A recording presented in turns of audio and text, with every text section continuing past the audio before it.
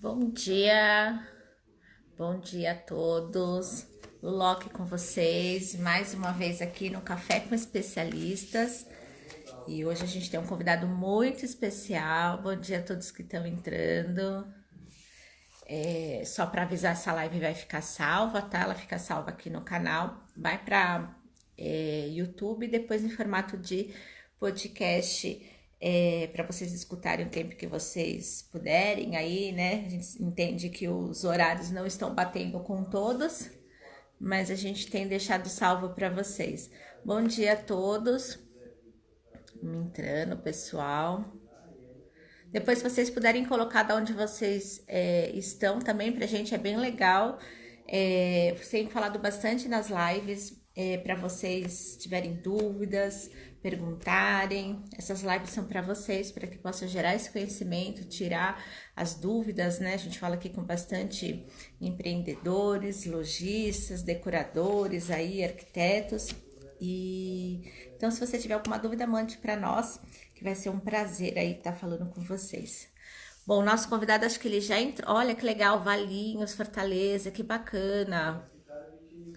Que legal, pessoal. Bem-vindo aqui, viu? Espero que vocês possam. Nós temos diversos conteúdos, quem puder acessar aí os nossos canais. A gente já está um tempinho aqui com o Café com Especialistas, também veio já bastante nomes legais aí do mercado.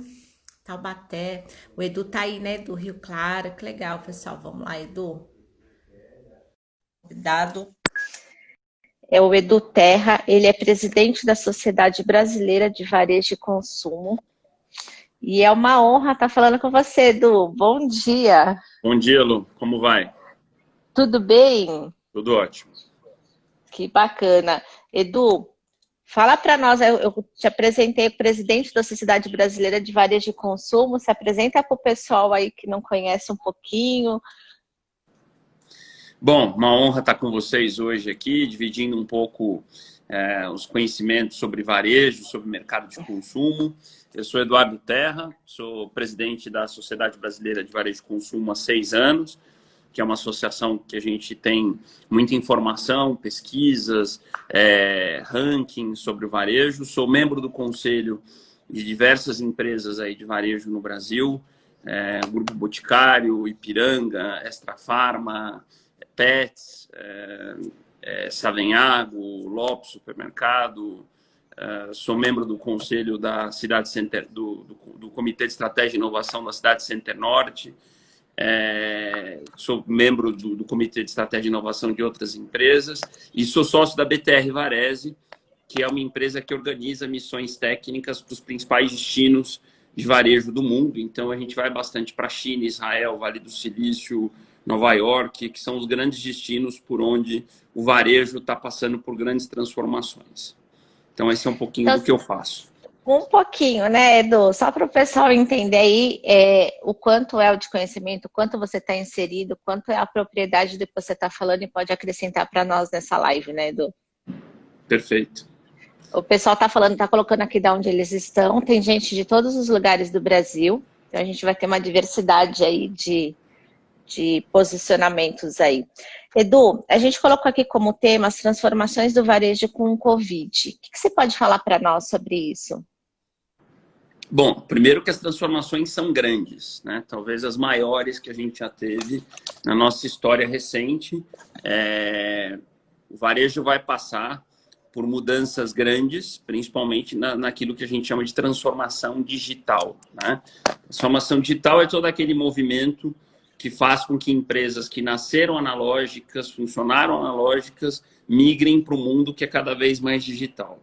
Então, é uma jornada de pequenas, médias e grandes empresas que já vinha acontecendo antes do Covid e que o Covid acelerou. E vale dizê-lo que a jornada de transformação digital ela tem início no consumidor, nas pessoas, né?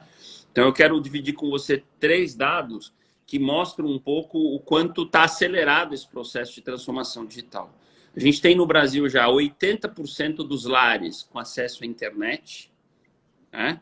150 milhões de brasileiros com conta no WhatsApp e 220 milhões de smartphones. Quer dizer, é mais smartphone que população já, né? Obviamente que tem gente que tem mais de um aí.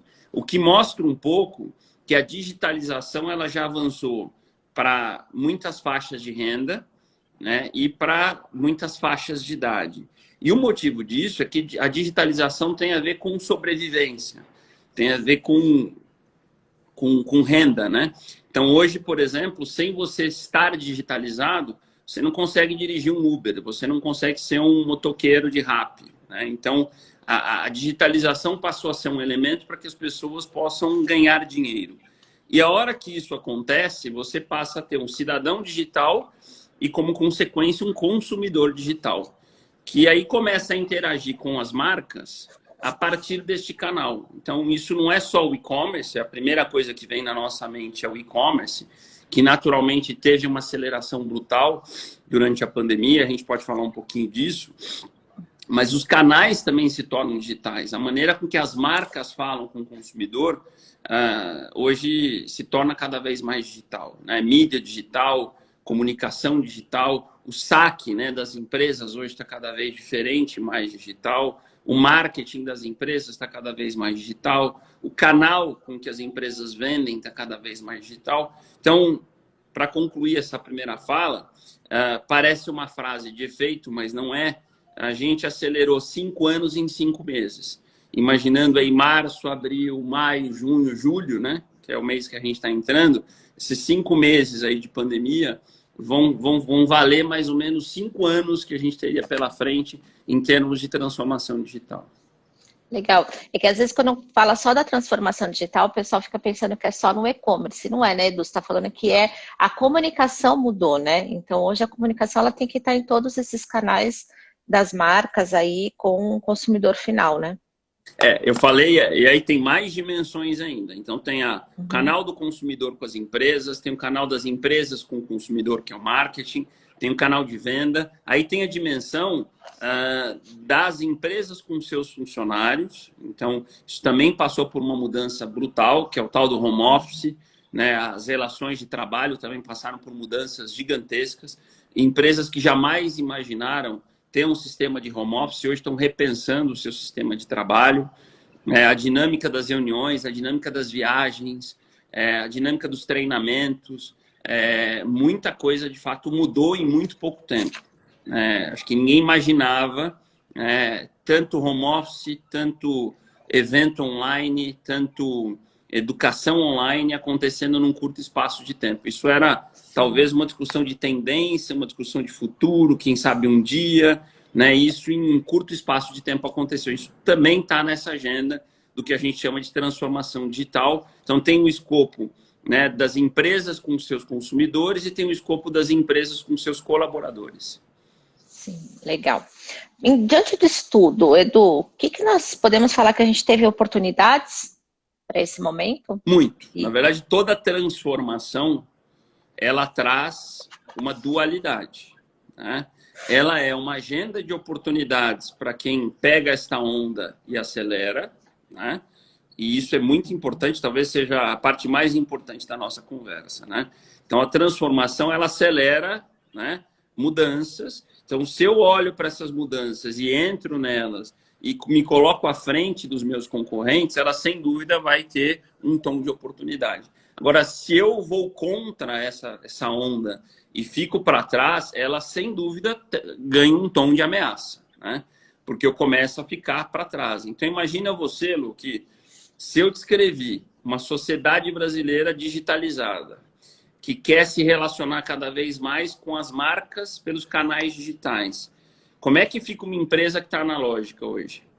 Né? Que não tem canais digitais para vender, que não tem canais digitais para falar com os consumidores. Está fora do jogo, né? Então, isso já era verdade pré-pandemia e vai ser muito mais verdade ainda pós-pandemia. Sim, mas o varejo físico não acaba, né, Edu? Não, varejo físico de forma alguma. Agora, varejo físico está sendo ressignificado, tá? A loja física, ela não é mais a mesma. Então, eu tenho dito o seguinte, aquela loja física, imaginando uma loja no shopping, né, que abre às 10 da manhã, fica esperando os clientes chegarem para comprar, né, com um monte de vendedor esperando, né, entrar cliente para vender, essa loja morreu, certo? Essa loja acabou. A loja física hoje tem que ser um espaço de experiência, né, de orientação, onde um conjunto de funcionários chegam para trabalhar, né, onde é uma base de produtos, e esses funcionários, a partir das 10 da manhã, começam a ativar clientes no mundo digital, né, em combinação com clientes que chegam no mundo físico.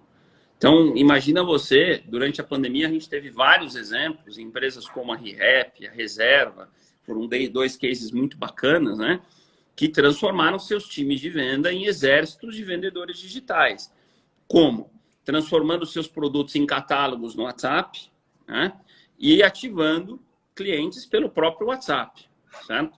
E isso é uma agenda, Lu, que talvez quem esteja nos ouvindo, falar, mas isso é uma agenda de grandes redes, de franquia, de grandes empresas. Isso não é verdade.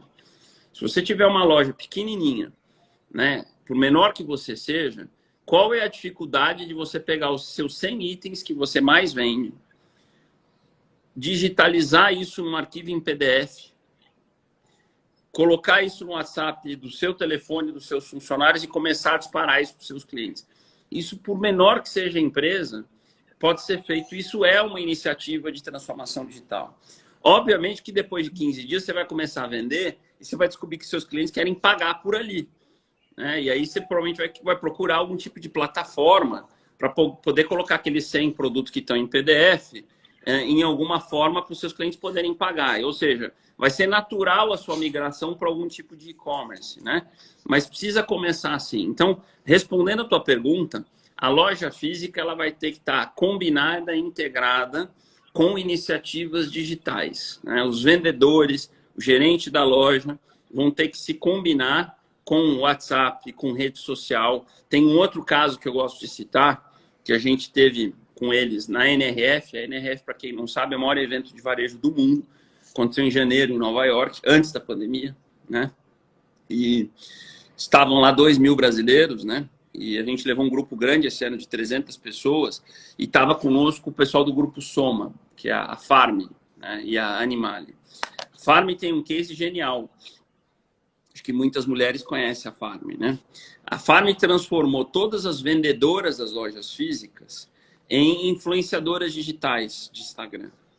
Então, toda vendedora da Farm tem uma conta no Instagram, certo? Ela é incentivada, enquanto a loja está aberta e não tem cliente, a produzir looks com os produtos que estão na loja. Ela posta esses looks no Instagram, certo? Ela mesmo veste esses looks. Ela tem um cupom para os seus seguidores e ela recebe um comissionamento do que se vender a partir dali. Então, ela recebe uma venda a partir do que se vende no Instagram e os seguidores dela recebem um cupom de desconto. Isso faz com que a Farm consiga transformar as vendedoras em influenciadoras. O gasto que ela tem com esses cupons e com essa comissão, eu te garanto que é menos do que ela teria com mídia digital, né? Porque você, para vender na internet, gasta muito dinheiro com mídia digital, né?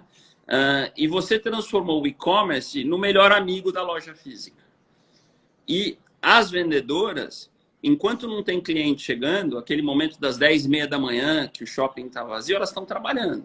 Estão lá no provador, né? Vestindo looks, produzindo, e você passa a ter um exército de influenciadores digitais. Então, esse exemplo, que é um exemplo brasileiro, mostra como é que você pode construir uma história com rede social, vendedores, loja física, e-commerce, tudo combinado, tudo junto, misturado, funcionando bem. E elas viram defensoras da marca, né? Da marca e do mundo digital, que é mais importante. Sim, bem legal também isso. A gente tá falando de meios de pagamento, Edu. Fala um pouquinho para nós de meios de pagamento nesse momento. Pois é, olha temos como dados, é crescimento. A gente está contando uma história em capítulos, né? A gente falou de saque, a gente falou de marketing, de canal, de colaboradores, de home office, rede social. Agora a gente pode falar de pagamento, que é um outro capítulo da transformação digital. A maneira com que a gente paga, né, as empresas, as pessoas, isso também está acelerando bastante. né? E aí eu preciso falar um pouquinho da China. Eu estou indo bastante para a China, agora menos, né? Infelizmente. Mas eu ia 2, 3 vezes por ano para a China. A China é o grande vetor dessa transformação, não só do varejo, de transformação digital, mas de pagamento. A indústria de pagamento virou do avesso lá, e muito do que está acontecendo no mundo vem de lá, que são os QR Codes, as carteiras digitais, né, que a gente começa a ver chegar aqui. A gente tem um marco fundamental chegando no Brasil em novembro, que é o Pix, que é a agenda de pagamento instantâneo do Banco Central, que vai, resumindo, né, uma história longa técnica, vai ser a nova agenda de pagamentos, o TED, o DOC, né, vai ficar velho perto do que vai ser o Pix. Então, o Pix vai ser uma agenda onde a gente vai pagar pessoas, empresas, 24/7, não vai ser mais durante o dia útil, de forma instantânea, de forma muito mais barata, com tecnologia nova, e usando o telefone celular com tecnologia de QR Codes. Isso vai ser uma revolução. A gente, por exemplo, na hora de ir para uma loja, vai poder sacar dinheiro no caixa, né? Quer dizer, isso vai ser, de fato, uma transformação. Isso deve baixar o custo para os lojistas, né? Isso deve mudar um pouco o jogo de quem são os players. E, junto com isso, vem uma série de mudanças. Vocês devem ter acompanhado, essas últimas 2 semanas foram intensas. Estava lendo jornais hoje pela manhã, né? Semana passada, o WhatsApp anunciou o pagamento. Ontem, o Banco Central proibiu. Eu ia te perguntar até isso. Eu falei assim, eu queria saber sua opinião dessa decisão do Banco Central de vetar esses pagamentos. Será que é por conta do Pix? Eles querem monopolizar? Qual a tua opinião sobre isso, Edu? Não, eu acho que o Banco Central, na verdade, pediu ele suspendeu para poder entender, né? Então, sim, por enquanto, é compreensível. Na verdade, em todos os países onde houve a tal disrupção no meio de pagamento, teve essas idas e vindas regulatórias, tá? Faz parte do processo. Eu acho que hoje a gente tem uma agenda governamental federal que é liberal, né? Acho que a gente tem uma série de críticas a uma série de pontos, mas nesse ponto é uma agenda liberal. Então, eu não vejo, no médio prazo, nenhuma direção protecionista, tá? O que eu vejo é um Banco Central querendo entender diversas iniciativas. Eu acho que essa do WhatsApp é uma delas.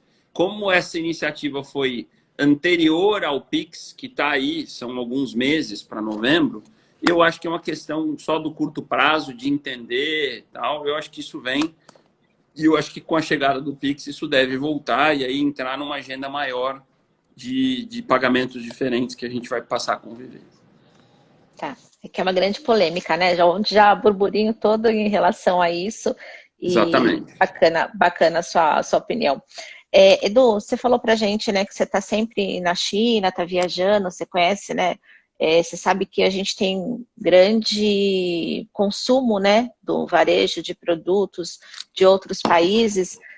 Nessa situação real, você pode dizer para a gente se a gente vai ter faltas de produto, se vai ter uma alta de preço, um declínio, se o varejo vai sofrer com isso? Você consegue dar uma tua visão para nós sobre isso?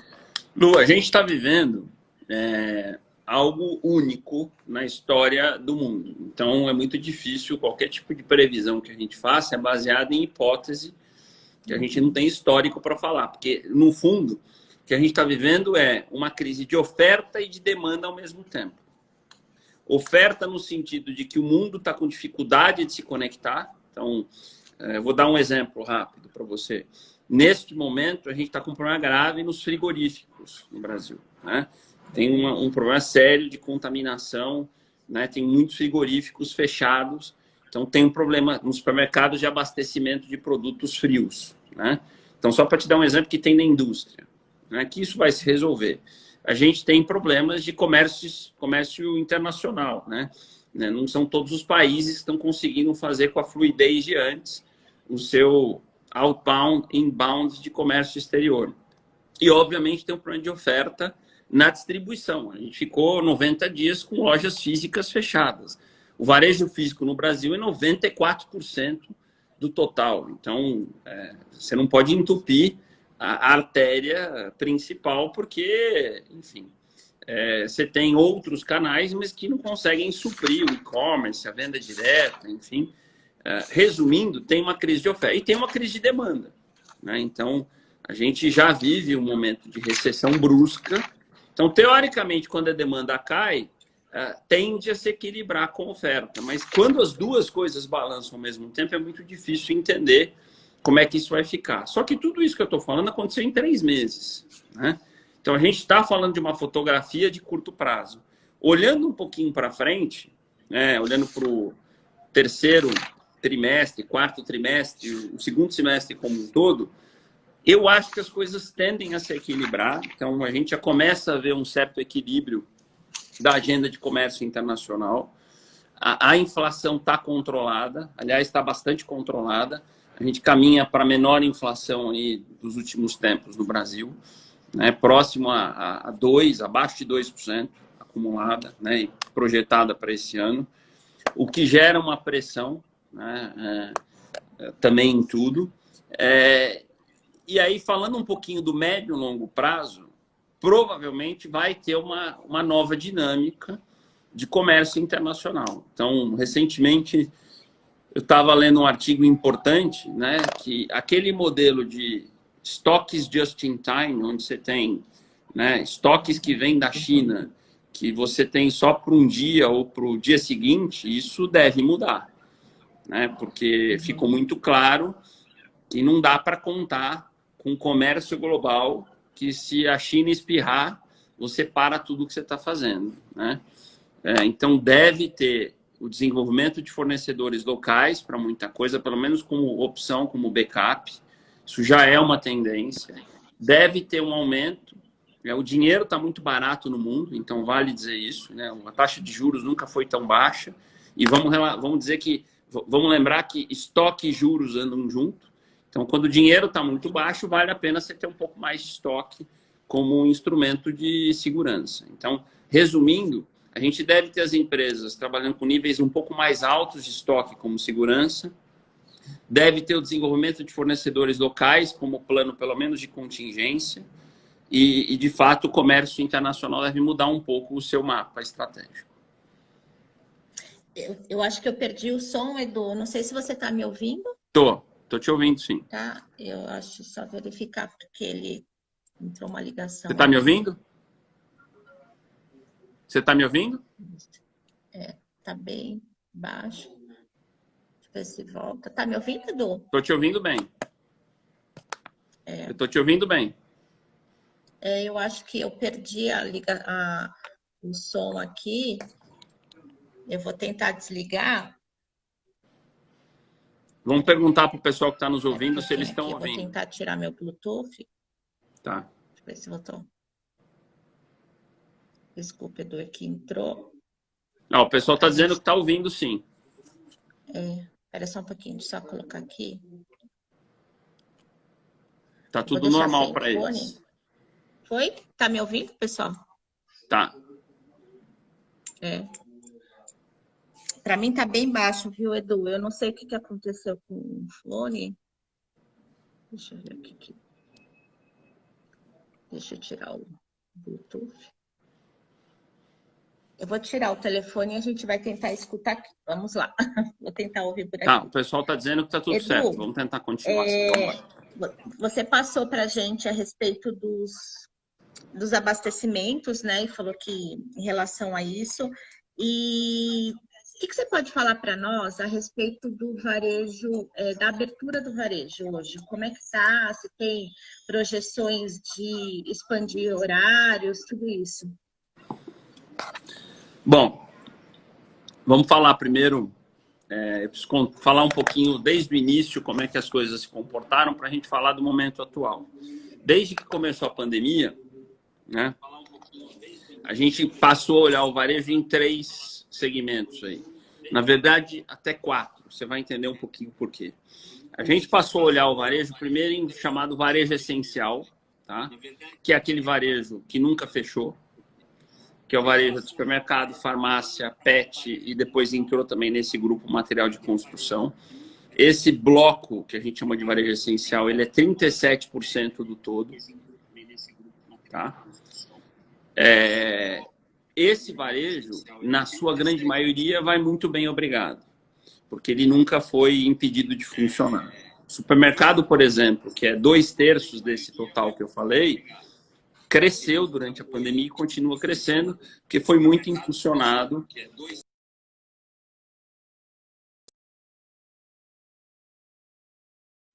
Foi muito impulsionado pelo auxílio emergencial do governo, R$ 600 para 46 milhões de pessoas, fez muita diferença para esse varejo alimentar. Então, esse é um primeiro varejo que a gente tem que tratar à parte.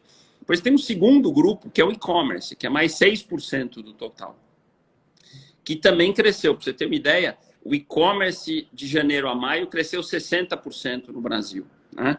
Então, cresceu de uma maneira como nunca se imaginava. Então, não dá para a gente olhar para quem é e-commerce de um jeito diferente. Tem até uma pergunta onde que material de construção é essencial. Não foi uma classificação minha, foi uma classificação do governo, né? No início não era, tanto que ele ficou fechado nos primeiros índices, depois foi dito como essencial e passou a estar nesse grupo de supermercado, farmácia, pet, material de construção, que ele passou a funcionar, a ser liberado de funcionar. Todo o resto ficou impedido e passou a abrir só agora. Então, varejo essencial... Edu, deixa eu falar só um adendo desse que ela perguntou. Eu estou fazendo um trabalho numa loja que é de flores e plantas.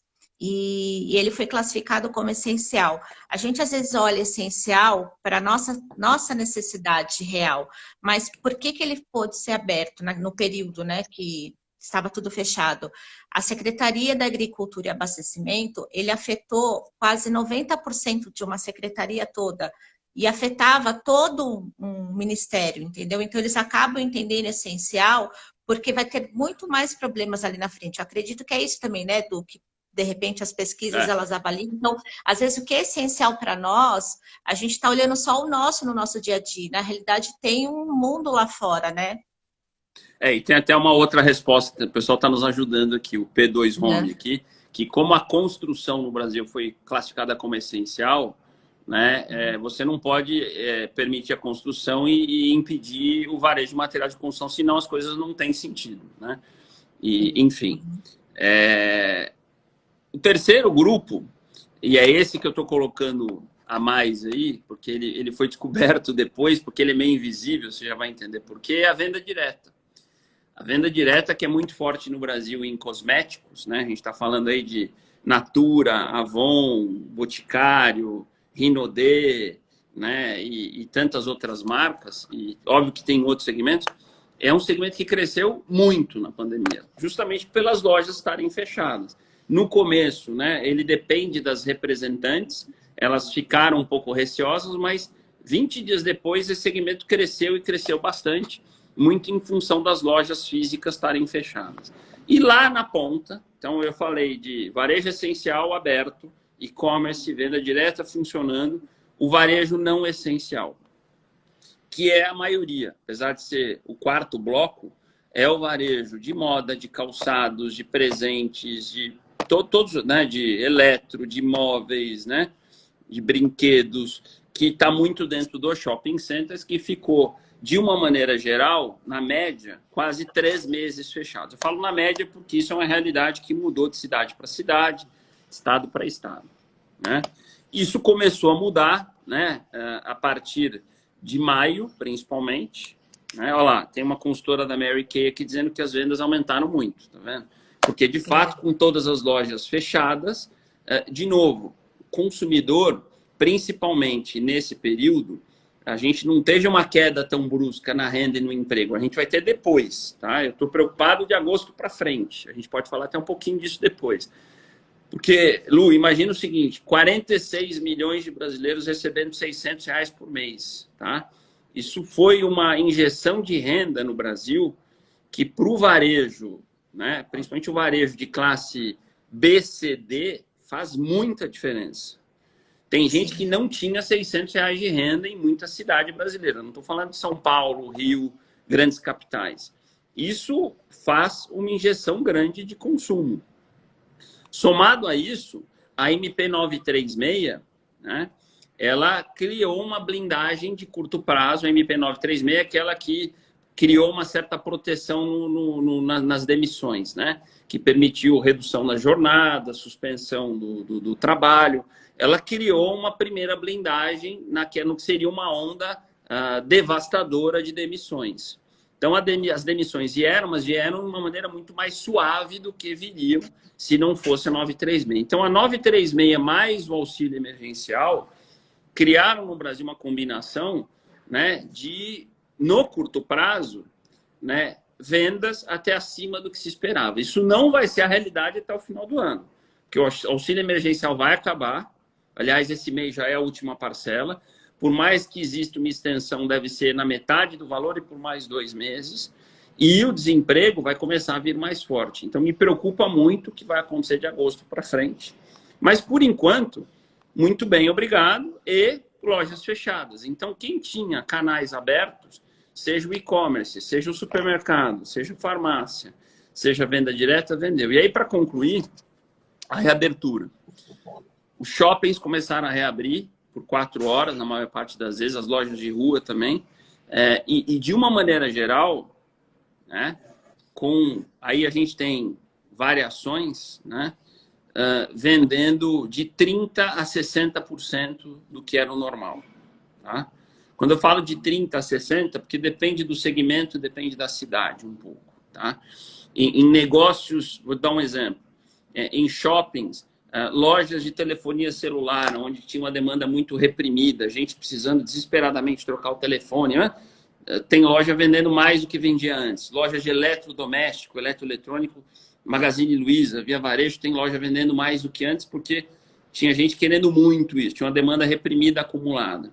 Agora, roupa, calçados, né? A tendência está mais entre 30% a 50% da normalidade. Se trata de um bem não essencial, as pessoas ainda estão com muito medo, o horário está reduzido. Só que a boa notícia, e eu acompanho isso em vários shoppings, é que semana a semana cresce. Né? Então a gente vem numa crescente. O que preocupa? O andar para trás. Né? Então, em alguns lugares, o que esse vírus já mostrou, infelizmente, é que ele vai chegar em todo lugar. Né? Ele não vai deixar ninguém. Então, cidades e estados que a gente imaginava que tinham ficado mais imunes, Minas Gerais, Rio Grande do Sul, Paraná, Santa Catarina, Centro-Oeste, ele chegou.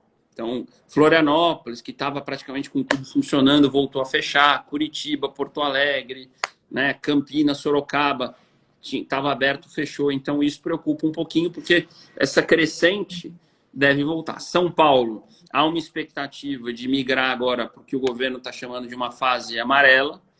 Né? Então, a fase amarela já permitiria, a partir da semana que vem, que os shoppings ampliassem o horário para 6 horas, né? As lojas também.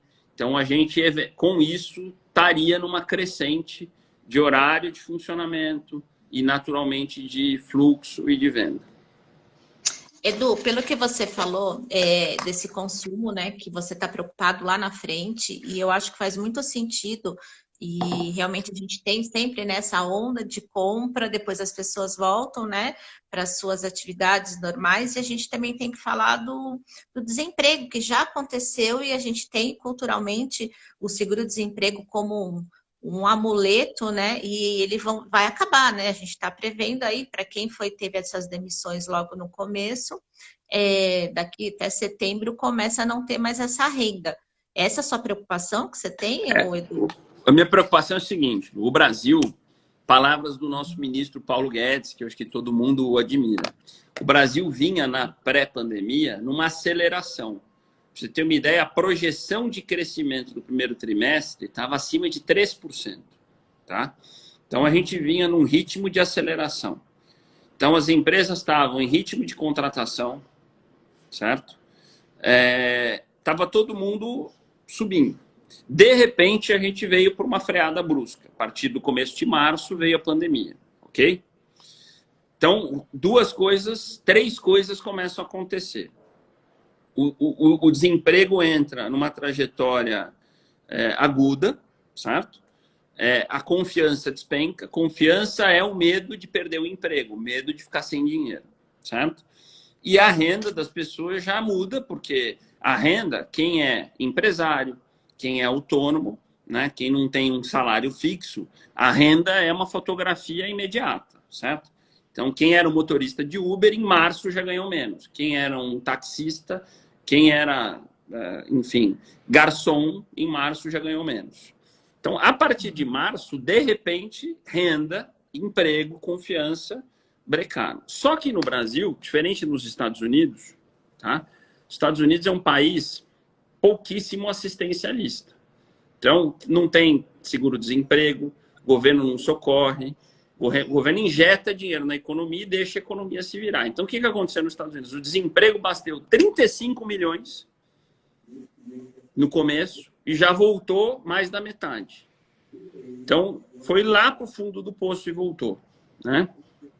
E agora já está numa trajetória até forte de recuperação. O Brasil não é a Europa, num nível de assistencialismo, mas também não é os Estados Unidos. Então, o que a gente fez? E está correto, na minha opinião. A gente não poderia deixar a coisa sozinha. O governo entrou com um pacote, que, como eu coloquei, foi a 936, para que as demissões não acontecessem, certo? E o auxílio emergencial, que pegou 46 milhões de pessoas. Muito mais gente aplicou, mas os que receberam, de fato, foram 46 milhões, R$ 600 por mês. Isso criou, durante os meses, né, de abril, maio e junho, uma injeção de renda e um bloqueio nas demissões. Lembrando o seguinte, Lu, mesmo quem foi demitido em março, tá, com aviso prévio, indenização, papapá, ainda não está sendo demitido, certo? A renda, para quem é demitido, o efeito da demissão tem um delay. E ninguém foi demitido em fevereiro. As demissões começaram em março. Então, o efeito das demissões da nossa pandemia vai começar daqui a pouco. Então, se você imaginar que daqui a pouco acaba o auxílio emergencial. Então, vamos imaginar que a gente vai ter auxílio emergencial ainda em julho e agosto, certo? Nem que seja metade. Então, vamos imaginar que julho e agosto, com o auxílio emergencial e ainda um pouco da 936 e aí um pouco desse resquício, a gente ainda segue bem.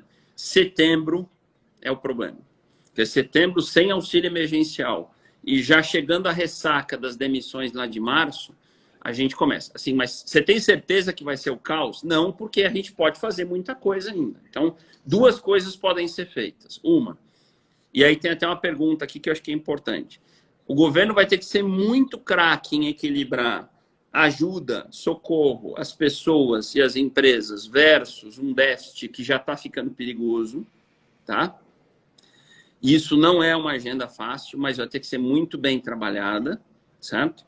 E ele vai ter que criar um ambiente, né? Então, hoje, por exemplo, tem um marco importante do saneamento que deve ser aprovado, que vai criar um estímulo a investimentos, enfim. Então, se eventos como esse acontecerem até setembro, e a economia, e a gente espera que até setembro a pandemia já tenha ido quase toda embora, se a economia em setembro já estiver num embalo de andar sozinha, e as empresas estiverem já no embalo de voltarem a contratar, performar, o que eu quero dizer é, em setembro a gente tem que estar com a economia em condições de andar sozinha. Se em setembro as empresas estiverem de novo contratando, performando, a gente pode neutralizar um pouco esse choque que virá da ressaca do desemprego e da ausência do auxílio emergencial. O que não pode acontecer é a gente chegar em setembro ainda em pandemia, ainda com a economia frágil, com a ressaca do desemprego e sem auxílio emergencial. Essa é a minha preocupação. Entendi. Bom, nós temos diversas perguntas. Agora eu vou voltar um pouquinho e vamos colocar aqui para o pessoal. Bom, acho que você respondeu sobre o déficit público, né? Ele quer saber, Edu, você acha que faremos horários reduzidos até o final do ano? Não. Não, pelo motivo de que a gente vai descobrir que horários reduzidos gera aglomeração. Eu não acho isso uma medida inteligente. Eu não acho que a gente vá voltar para o varejo, para aqueles horários de 10 às 10, tá? Isso até é um ponto interessante. Eu acho que os horários de funcionamento do varejo vão ser otimizados, né? Talvez os shopping centers não voltem nunca para aqueles horários anteriores, mas jamais a gente vai funcionar 4 horas por dia, porque isso não atende à lógica das pessoas, né? Mas, por exemplo, do meio-dia às 8, né? Ou do meio-dia às 9, alguma coisa assim, né? Então, deve acontecer sim. Isso, naturalmente, eu acredito, quer dizer, a gente está... A pandemia está em ondas, né? Algumas capitais, ela já se mostra diminuindo bem, né? São Paulo, inclusive, capital, né? Os números de internação já caíram bastante. Então, eu acho que daqui a 30 dias, eu sei que parece muito tempo, mas para quem já esperou 90, né? Daqui a 30 dias a gente vai começar a ter números muito mais positivos, aqueles que a gente enxerga, né? Que lembra que os números de morte que a gente enxerga tem um delay de 30 dias, né? Porque os números de morte refletem os números de quem ficou internado muito tempo, né? A internação tem a ver com quem ficou doente. Então, o ciclo da morte é um ciclo de quase 30 dias. Então, eu acho que daqui a 30 dias a gente vai ter um quadro mais geral no Brasil que vai permitir a gente começar agosto numa certa característica de normalidade, tá? E a partir daí, né? Tem até uma pergunta do Natal, né? Não, é em Natal, desculpa. Mas aqui antes alguém perguntou sobre o Natal, né? A gente deve começar a construir isso. Agora, normalidade plena, né? Só quando a gente tiver, de fato, uma vacinação em massa. E aí isso é muito difícil prever, né? Há um otimismo, uma expectativa cada vez mais real de que a gente possa ter isso para o final do ano, se não em massa, mas começando em massa, né? Para que a gente possa, eu tenho dito o seguinte, vamos pelo menos tentar virar o ano, né? Para tentar entrar em 2021 com esse assunto resolvido. É assim que eu tenho olhado, né? Esse ano me parece um ano meio que perdido, né? Então vamos tentar fazer dele o melhor possível, mas vamos tentar fazer pelo menos um 2021 zerado, diferente, sem pandemia, sem coronavírus. Sim, a Solange ela perguntou realmente sobre o Natal. O que você prevê para o Olha, varejo? tá aqui o Dai, faz tempo que eu não falo com o Dai. O que você realmente prevê para o varejo, que o Natal representa tanto, né, para o comércio? Você pode falar sobre isso? Então, o Natal ele vai depender de duas coisas. Ele vai depender, primeiro, da normalidade. Tá? Se a gente tiver um Natal com shoppings abertos, varejo aberto, com pelo menos 90% de uma normalidade das pessoas circularem, isso é a primeira característica. Somado a uma economia, aquilo que eu descrevi, né, mais ou menos no eixo, né, no último trimestre, né, com um otimismo voltando, as empresas com uma expectativa de contratar, né, a roda voltando a girar. E tudo isso que eu estou descrevendo, para mim, é o último trimestre, outubro, novembro e dezembro. Impulsionado já por uma Black Friday que pode ser... Né, a Black Friday funciona muito para dar aquele empurrão, né? Então, isso para mim é um cenário possível, tá? Eu diria que a gente tem hoje uns 50% de chance de viver isso. Isso vai depender primeiro da pandemia, dela permitir que isso aconteça, e vai depender um pouquinho desses agentes econômicos, né, das coisas se combinarem para que a gente tenha as empresas voltando a acreditar, o consumidor voltando a comprar. Hoje, eu posso te dizer que nessa última semana, o vento começa a soprar para isso, tá?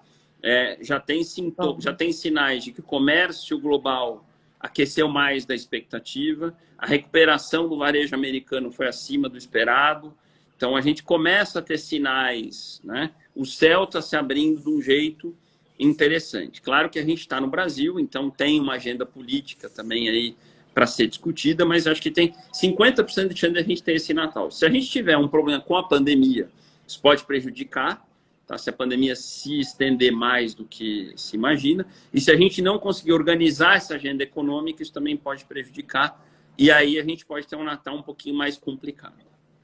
Legal.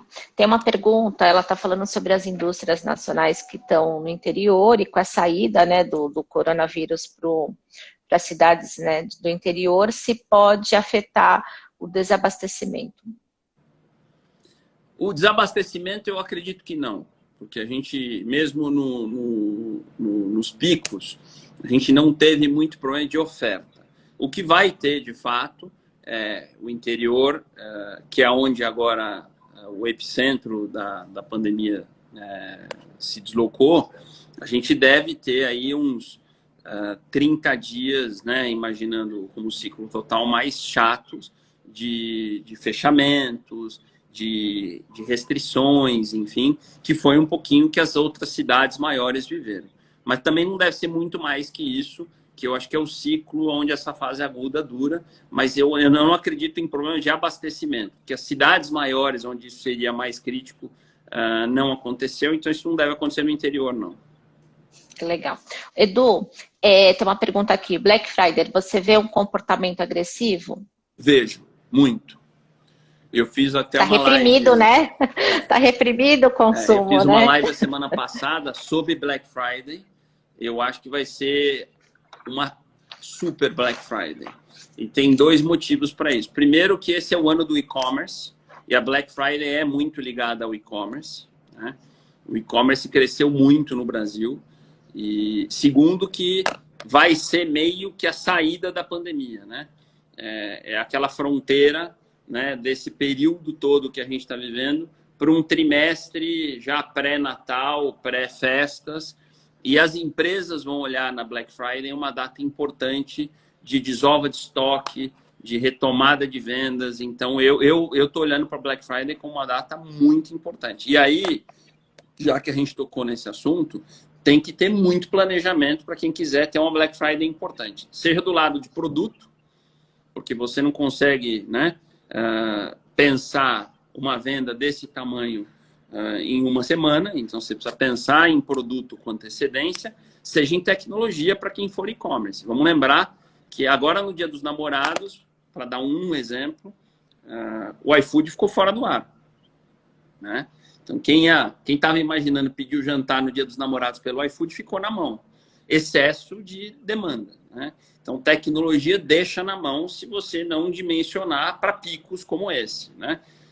Então, o Dia dos Namorados, Black Friday me preocupa, né? Porque a gente deve ter um pico de audiência, de fluxo, de tráfego, e tem muita gente que não está preparada para isso. Então, tem que fazer um planejamento de tecnologia, tem que fazer um planejamento de produto. Tudo aqui, resumindo, né, Edu, eu acho que tem uma saída, nós não sabemos a certa, mas a gente tem que fazer várias saídas nesse momento, pensar em planejamento, se estruturar e fazer do plano do A a Z, né, Edu, para ver se ali vai se encaixando. Não deu o A, vamos no B e vai pensando. Eu acho que as empresas agora elas têm que voltar cada vez mais para dentro, refazer a rota de muitas coisas que estavam erradas, né, Edu, para poder seguir. É isso aí. Legal. Pessoal, alguém mais alguma pergunta? Nós estamos aqui com uma galerinha boa, fiel aqui conosco. É um prazer, viu, Edu? Eu, assim, admiro o trabalho. Hoje a gente faz algumas coisas para o varejo e ter você como uma referência para nós aqui no canal da Becasa realmente é muito válido. Deixa eu ver se o pessoal tem colocado. Tem uma pergunta aqui do Dai, que é um amigo antigo aqui, que é sobre a inflação, Lu. Deixa eu só responder para ele. Legal. A questão da inflação é mais ou menos o que eu coloquei sobre o que a gente está vivendo não ter nenhum antecedente, né? Eu tenho estudado muito, eu gosto muito de fazer isso, para a gente poder prever um pouco essas questões econômicas, a gente tem que tentar voltar um pouco em eventos parecidos, né? E como eu coloquei, a gente tem hoje uma crise de oferta e de demanda ao mesmo tempo. Teoricamente, a de oferta está se resolvendo mais rápido, né? E a inflação tem a ver com essas duas coisas, né? Por enquanto, a de oferta tá se resolvendo mais rápido porque a inflação tá derretendo, né? Senão a gente já teria inflação respondendo. Se estivesse faltando oferta no Brasil, né, a inflação já estaria subindo, e não é o que está acontecendo. Então está faltando demanda, né? Então, a gente deve ter, como eu falei, uma inflação talvez abaixo de 2%. o que não é bom, tá? A gente aprendeu no Brasil que inflação é quanto mais baixo, melhor, né? Uma inflação nesse patamar não é saudável, né? Um pouco de inflação é positivo, né? E, enfim, então, mas eu não acredito nesse patamar para sempre, não. Acredito que já para o ano que vem a gente deva olhar até com cuidado para essa inflação, para voltar até ela num patamar aí de 3,5%, 4%, que é aquilo que a gente rodava anteriormente.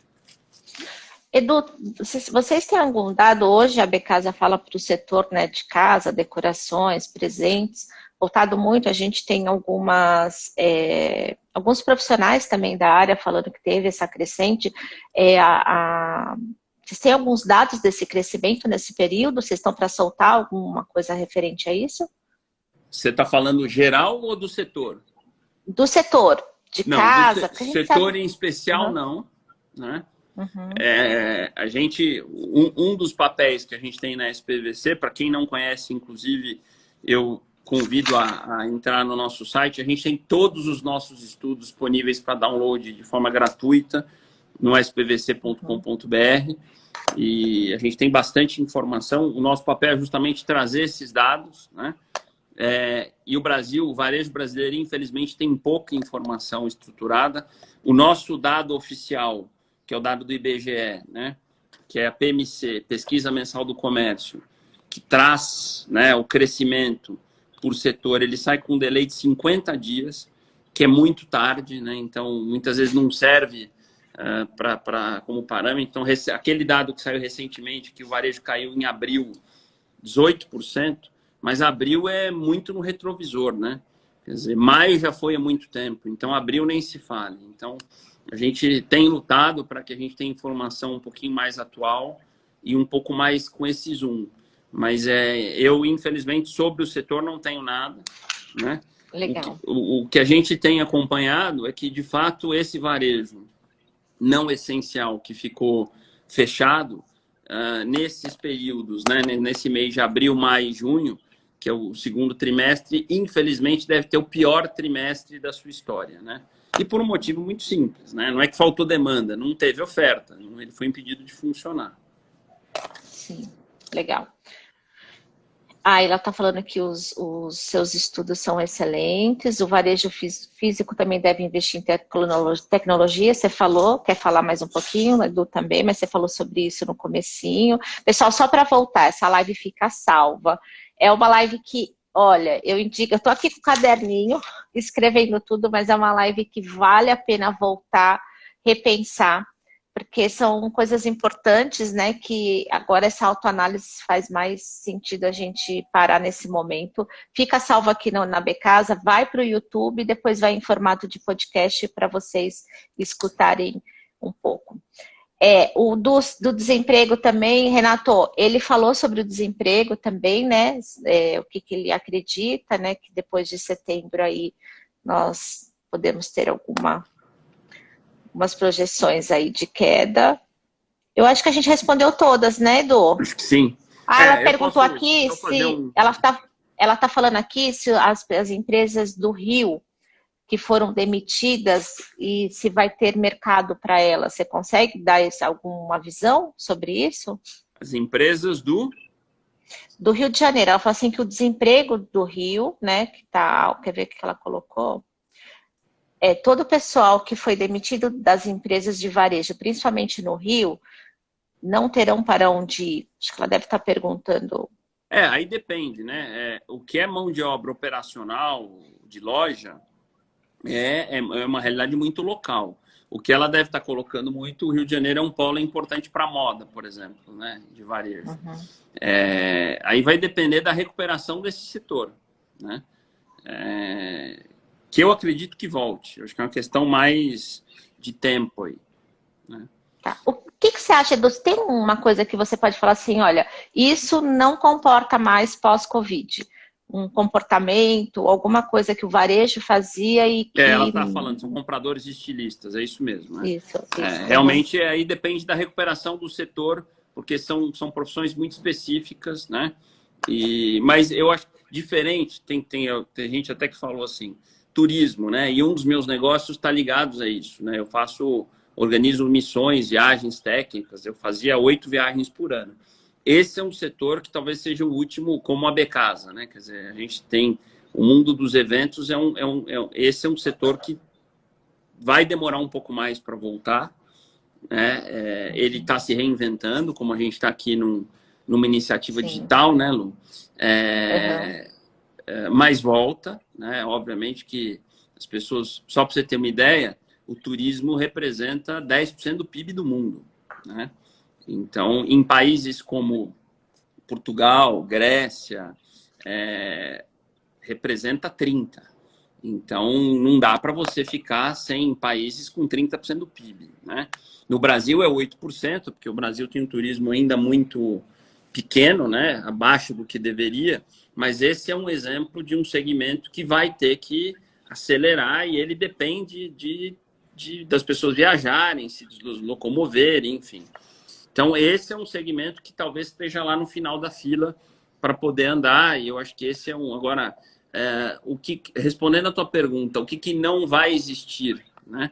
É difícil falar, porque a gente tem aí o mundo durante a pandemia, que provavelmente vai ser um mundo de um ano, né? Se a gente imaginar vai ser o mundo de 2020, resumindo, né? E um pouquinho do começo do ano que vem. E depois vai ter o mundo pós-pandemia. É muito difícil falar o que fica depois que tiver todo mundo vacinado. Tá? Tem muita gente fazendo hipóteses e tal. A digitalização, sem dúvida, fica, porque, na verdade, não é que foi a pandemia que trouxe, a pandemia só acelerou. Agora, comportamentos diferentes é muito difícil. Eu acredito que esse comportamento da gente de home office, da gente reuniões presenciais, menos viagens, eu acho que um pouco disso vai ficar. Essa ideia da gente trabalhar 5 dias por semana na empresa, 8 horas, reuniões todas presenciais, isso acho que todo mundo está reavaliando. Eu acho que esse é um dos exemplos que não volta. Então, teremos menos viagens, menos reuniões, menos escritórios, né? Isso acho que é uma dos caudos aí, também sujeito a entender quanto, tá? Mas acho que essa é uma das reflexões que a gente tem feito do que fica e o que faz. Sei que o nosso tempo está acabando, queria só... Aqui ele segura, viu? Pode ficar aqui. A Becasa, ela pode fazer live o dia inteiro. Entendi. Ela segura um pouquinho, a gente consegue com tranquilidade finalizar. Tá bom. Tem até uma pergunta do Wilson, um abraço para o Wilson também, que vale uma provocação, viu? Eu acho que assim, eu tenho ficado bastante preocupado com o que ele tem falado. A pandemia está gerando um fenômeno importante de concentração. Os grandes têm se virado melhor que os pequenos e médios, seja porque tem mais informação, estavam mais preparados do ponto de vista de caixa, de tecnologia. Me preocupa muito a situação dos pequenos e médios aí, né? Eu tenho tentado, nas lives, em tudo que eu posso fazer, orientar, porque eu acho que é o que a gente pode fazer, cada um com o seu papel, né? Então, o exemplo que eu acho que eu devo ter falado em mais de 100 lives diferentes o pequenininho, ele pode fotografar 100 itens do seu negócio, colocar num PDF e começar a vender pelo WhatsApp. Isso quando começou a pandemia. Porque eu tenho falado que transformação digital não é um negócio para grandes empresas só. Pequeno, ele tem que achar o seu caminho para entrar nessa jornada de transformação digital também, que é uma das maneiras dele se equiparar a essa agenda do grande varejo. A concentração nesses 3 meses de pandemia aumentou. Eu tenho visto alguns dados de alguns setores, isso preocupa, né? Seja pela falta, de novo, de tecnologia, de crédito ou de informação. Então, vai aqui esse espaço para a gente alertar e orientar para que a gente possa recuperar. Lembrando que um país precisa da pequena e da média empresa. Sim. O Edu, mas voltando a falar da Becasa, a Becasa ela é uma associação e ela não tem só as feiras, né? Ela não tem só os eventos, ela ocorre o ano inteiro e nesse período ela fez várias parcerias para ajudar o pequeno. Então, desde você ter uma loja dentro de uma plataforma onde tem grandes empresas, então você pode já começar dentro de um cenário um pouco melhor, parceria com o Mercado Pago também. Então, tudo isso, pessoal, tá no site da Becasa. Se vocês tirarem um tempinho, tem diversos conteúdos, tá tendo webinário de varejo também, com lojistas, com empresas, falando como é que eles estão passando por esse período. E é legal falar, né, Edu, porque não é o que o outro está fazendo pode funcionar para mim, mas dali você tira um insight pro teu negócio. Então, esse conteúdo foca, né, em quem está falando pro teu mercado, e ali você tentar pensar em soluções. Então, ficar estagnado não pode existir no nosso vocabulário. Ele tem que, de alguma forma, então não é porque você é pequeno, você tem possibilidade, e hoje, se a gente pegar um dos maiores faturamentos em si, são as pequenas empresas, né, Edu? Então, muito bom. Tem que olhar para elas, vocês né? têm feito aí, eu tenho acompanhado. Ah, legal. Pessoal, alguém mais alguma coisa? A gente pode estar finalizando aqui com o Edu. Se vocês gostaram, coloca aqui para nós de 1 a 10 aí o que vocês estão achando da live, do que vocês gostaram do conteúdo. A gente está sempre preocupado em trazer nomes aqui que façam essa diferença também, porque diante de tantas lives, né, do que a gente vive aqui, a gente tem tantos memes aí de lives, mas não é isso, não é só para ter um tempo, não, é para gerar esse conteúdo e poder te auxiliar nesse momento aí difícil para todos, né? Ó, só 10, hein, Edu? Que top. Muito bom, obrigado. Ela tá falando que o apoio da associação tá bacana, legal. Bacana. Se vocês gostaram, eu vou fazer um desafio com vocês. Eu vou pedir para vocês pegarem esse aviãozinho aqui e mandar para alguém, ou da tua equipe, ou sócio, alguém que não assistiu, para também entender um pouquinho junto com vocês, e vocês debaterem depois sobre o tema, que é o que faça sentido depois disso, né? Não só ficar escutando, é a gente executar mesmo, né? A gente, hoje, nesse momento de tanta coisa, escutar, mas executar, né? Eu acho que é importante. Perfeito. Quer finalizar, Edu? Sim, obrigado pelo convite. Assim, parabéns pelo trabalho de vocês. Eu acho que eu tenho dito que conhecimento existe para a gente melhorar a vida das pessoas, né? Então, esse é um pouquinho o meu propósito de vida, né? Tudo que eu aprendo, eu tento compartilhar, dividir. É isso que eu sempre faço na minha história de vida como professor, como palestrante, como conselheiro, como presidente da SPVC. Então, é isso que a gente tentou fazer durante essa 1 hora aqui com o pessoal. E convidar o pessoal a me seguir aí também nas redes sociais. Eu tenho bastante conteúdo de tudo isso que a gente falou no YouTube, no Instagram, no LinkedIn. E enfim, muito obrigado pelo convite. É isso aí. Pessoal, obrigada, que vocês tenham um ótimo dia aí. A gente retorna segunda-feira com mais live com especialistas para vocês. Obrigada, Edu. Um prazer falar com você. Até logo. Tchau, tchau. Tchau.